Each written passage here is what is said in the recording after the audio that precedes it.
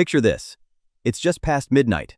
Somewhere over the middle of the Atlantic, a passenger jet is cruising through the dark. On board are 306 people. Most of them are fast asleep. And in just a few hours, both of this plane's engines will die. No thrust, no power, nothing but silence. This jet weighs as much as a building, and it will start falling toward the sea like a giant paper airplane. The nearest runway will be miles away. The freezing ocean waits right below, and the two pilots in the cockpit will get exactly one chance to survive. One attempt. Make it or break it. What you're about to hear really happened, and how it ends is almost unbelievable. If you love true stories where human nerve beats impossible odds, do me a quick favor. Hit that subscribe button before we begin. Trust me, you won't regret it. Okay. Let's rewind a few hours. The date is August 23, 2001. The place, Toronto's Pearson International Airport. Air Transat Flight 236 is being prepared for a long overnight trip across the Atlantic. Its destination is Lisbon, Portugal. The aircraft is a modern Airbus A330, at the time only about 2 years old. Its tanks hold 48 tons of fuel, far more than the flight should ever need. In command is Captain Robert Piché, a veteran with 16,000 flying hours. Beside him sits First Officer Dirk de Jager, younger but skilled, with thousands of hours. On paper, this is the safest flight imaginable. Great crew, a great plane, clear skies. So what on earth could go wrong? For the first 4 hours, the answer is nothing at all. The 293 passengers settle in as the cabin lights dim. Most of them drift off to sleep.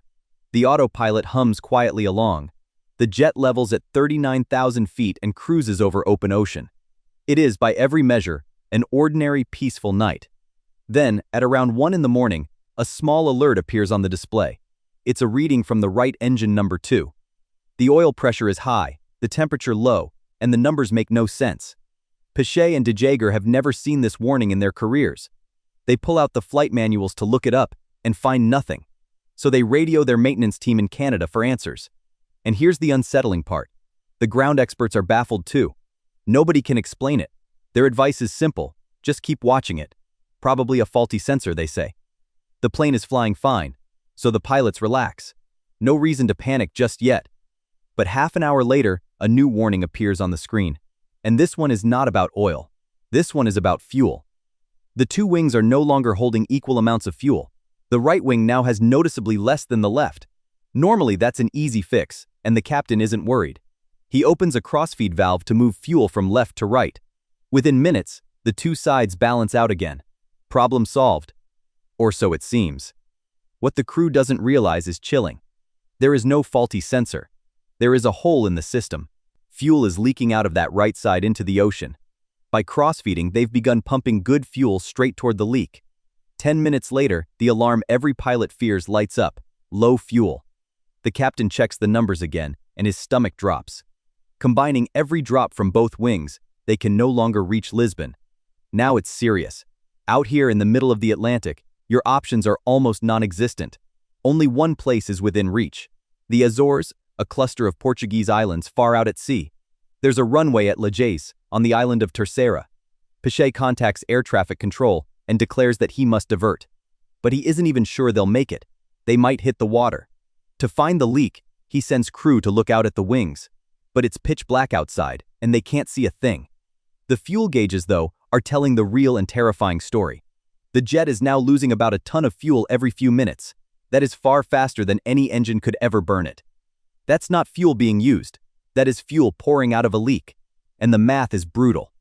At this rate, 25 minutes of flight remain, and the runway at Jager is still far too far away.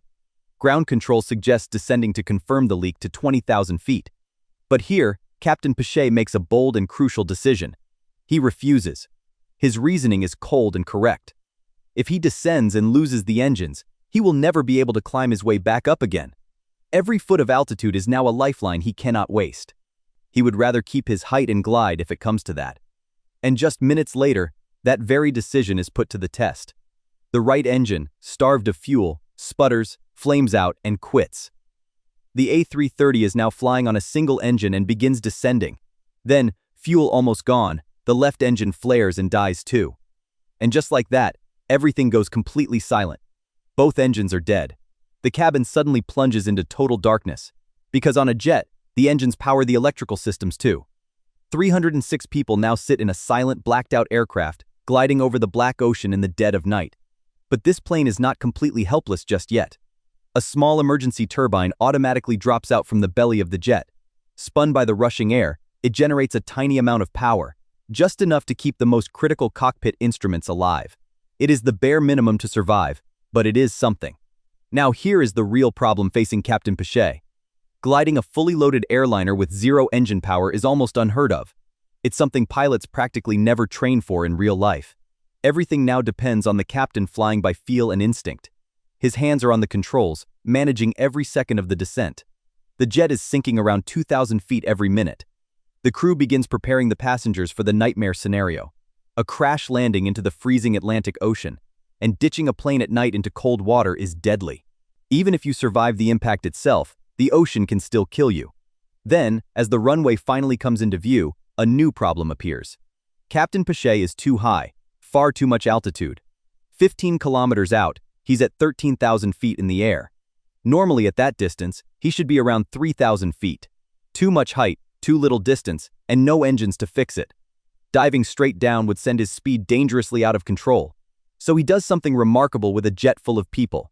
He throws the aircraft into a full 360-degree turn. He does this on purpose, just to bleed off some of that height. When he comes out of the turn, he's dropped to 5,000 feet. But it is still too high for a safe, straight-in approach. So he lines the jet up with the runway and begins weaving. A series of sharp S-turns, zigzagging to lose altitude while inching closer. And now comes the true moment of truth for everyone aboard. In a normal landing, engines let a pilot slow down or abort. They can simply go around and try the whole approach again.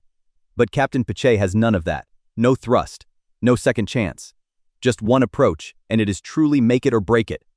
The jet comes down hard, slamming onto the runway with a violent jolt. Tires explode on impact. Most of the wheels blow out instantly.